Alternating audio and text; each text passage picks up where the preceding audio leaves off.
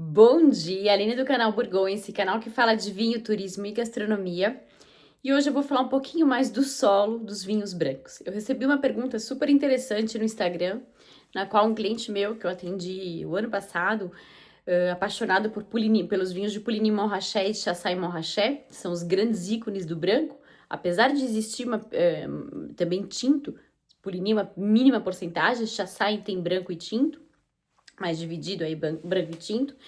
E a pergunta dele é a seguinte: qual a diferença entre o solo de Puligny Montrachet e Chassagne Montrachet?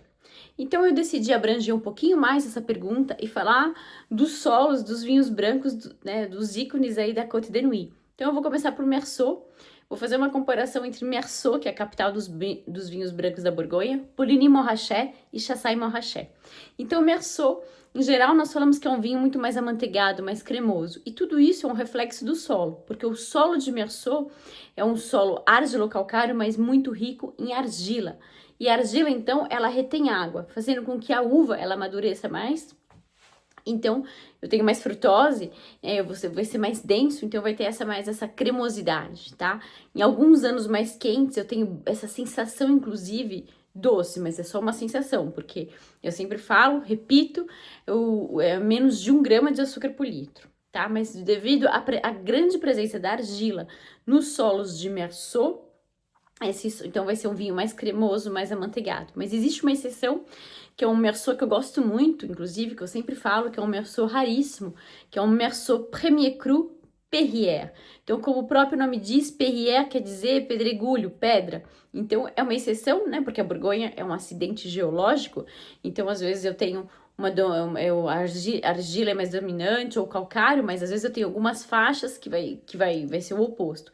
Então, no caso de Meursault Perrier, o que é mais dominante, justamente, essa é um solo mais mineral. Então, você vê um Meursault cremoso com uma certa mineralidade. Então, quem tiver a oportunidade de degustar Meursault Perrier Premier Cru, muitas vezes é um vinho que eu tento inserir aqui nas minhas degustações, quando é possível, porque eu acho que é um vinho de Meursault extremamente curioso, extremamente gastronômico, que é um dos meus vinhos aqui preferidos de Meursault, né? É um vinho raríssimo, é um vinho que eu gosto muito de Meursault.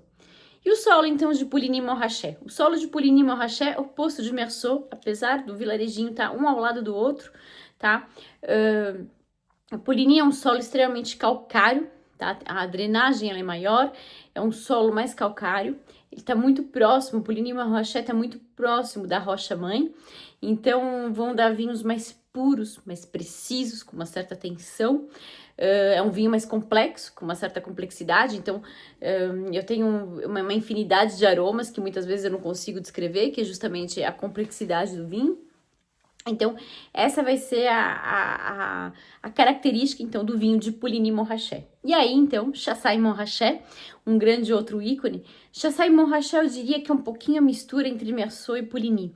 Chassagne tem uma diversidade enorme, né? Tem muito a tipicidade do solo de Chassagne, ela é muito grande. Embaixo, solos mais argilosos, em cima, solos mais calcários.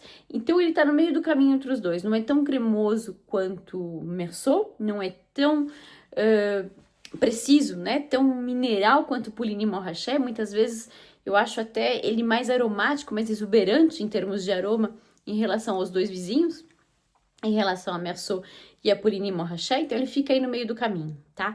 E Chassagne Montrachet vocês vão achar também mais vinhos tintos excelentes, porque existe algumas faixas dentro de Chassagne Montrachet que o solo é muito rico em ferro. Por isso que eu vou ter já uma maior quantidade de Chassagne Montrachet também tinto, tá? E um outro vinho que eu gosto muito, que nos meus passeios, nas minhas assessorias, que no Instagram eu sempre falo que não é tão falado e ainda o custo-benefício é muito grande, é Saint-Aubin. Saint-Aubin está mais alto, tá um pouco mais alto, tá mais alto que Chassagne Montrachet. Então, é um vinho que por si só vai ser também um solo calcário e ele vai estar mais alto. Então, eu tenho um pouco mais de acidez, mas é o que eu sempre explico na Borgonha, a gente não tem que ter medo dessa acidez, porque a acidez é isso que vai fazer com que o vinho envelheça bem, e a boa acidez não é algo desagradável. É lógico que se eu tenho um paladar extremamente acostumado com tudo que é doce, no começo é estranho, no começo o paladar ele tem que se adaptar, mas eu comparo o vinho como um bom café. A partir do momento, sempre que eu estou em assessoria, é a primeira comparação que eu faço. Para quem toma café, para quem toma chá verde. Então, quando vocês começam a tomar café, como vocês começam a tomar chá verde sem açúcar, é algo que é tânico. O café é extremamente tânico, tudo bem. O vinho branco não tem tanino, tem acidez, é diferente. Mas o café pode ter acidez. E quando eu me acostumo, quando o meu paladar ele aceita isso e vê isso como muito mais gastronômico, eu não consigo também mais voltar atrás. Eu não consigo mais tomar café com açúcar, eu não consigo tomar mais chá com açúcar. Então, nós temos que aceitar essa acidez. Lógico, a boa acidez, com um equilíbrio perfeito. Eu falo que é igual um bom doce de limão. Você não quer sentir açúcar, você quer sentir o limão, mas tem que ter o equilíbrio, ele tem que estar perfeito entre o açúcar, vamos dizer, e o limão. Então, eu aceito o azedinho, né, do limão, mas tem que estar com o equilíbrio perfeito. Então, Saint-Aubin são vinhos mais altos, então quem fala em Borgonha mais alto, mais frio, porque eu sempre repito, sempre falei, já falei em vários vídeos, é um clima semicontinental, a oscilação térmica é muito grande, de manhã tá frio, depois esquenta, à noite esfria de novo, é lógico que eu tô falando em linhas gerais aí, então o Saint-Aubin, por estar mais alto, eu já vou ter um pouco mais de acidez, a fruta não vai amadurecer tanto quanto a parte que está na côte, ou seja, com o filé mignon, com o miolinho. Mas eu tenho vinhos de Saint-Aubin, por exemplo, a parte mais baixa de Saint-Aubin, são pedacinhos de terra que eu adoro, e tem pedacinhos de terra também coladinho aí aos Grand Crus, né? Então, Henri, Merger d'Andestian, que estão colados aos Grand Crus aí de Chassagne e Montrachet. Então, assim, são vinhos, quando você degusta, principalmente as cegas, é um custo-benefício maravilhoso. Então, anote aí Saint-Aubin também, põe aí no caderninho de vocês, que são vinhos que vocês devem experimentar, então, aí na Borgonha. Então, por estar mais alto, apesar do solo, o solo ser calcário, então, ele tem uma mineralidade, mas mais do que isso, ele tem uma acidez um pouco maior. Porque é o que eu sempre falo, o vinho é simples, né? E Borgonha mais ainda, porque tudo bem, é um tipo de uva para uma infinidade de vinhos, mas é a partir do momento que eu entendo que quem vai mandar no vinho é o solo e o clima, eu começo a entender Borgonha. E é lógico, existe os climás então são os nomes das parcelinhas, por ser um acidente geológico, cada parcelinha, então, tem a sua característica, né?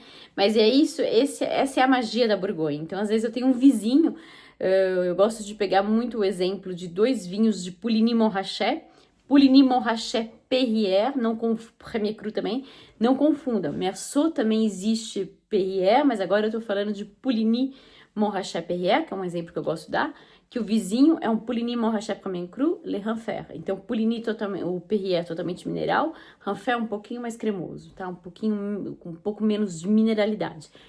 Continua mineral porque é um vinho é um vinho dentro de Puligny-Montrachet, mas é isso, é a Borgonha. Os pedacinhos de terra são importantes, mas antes de eu me adentrar nos pedacinhos de terra, nas parcelinhas, se eu começar a entender em linhas gerais, né, os ícones aí, então, por exemplo, Meursault, solo mais argiloso, vinho mais cremoso, Puligny, solo mais calcário, muito próximo da rocha-mãe, vai ser um vinho mais mineral, mais preciso, né, e Chassagne e Montrachet, eu diria que é um casamento dos dois aí. Então, eu tenho uma certa mineralidade, mas ela é um pouquinho mais acessível, ele é mais cremoso e muitas vezes mais floral, mais exuberante. É um vinho que acaba agradando todo mundo. Puligny é um vinho mais complexo, então muitas vezes se a pessoa está iniciando na Borgonha, pode ser que não é o vinho que te chame a atenção. Eu acho que é um vinho de um paladar já um pouco mais maduro, né?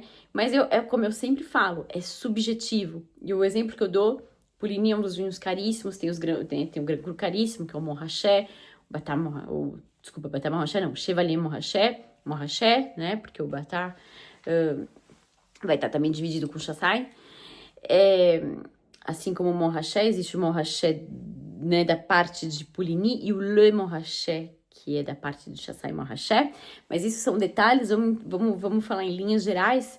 O que é importante entender é realmente a tipicidade do solo. A partir do momento que eu entendo que Borgonha é solo, é óbvio que depois vem a receita do produtor, mas o vinho também não é uma ciência exata, não é subjetivo. Eu falo que nem todo mundo gosta de trufa, e trufa é caríssimo. Então, o vinho vai ser a mesma coisa.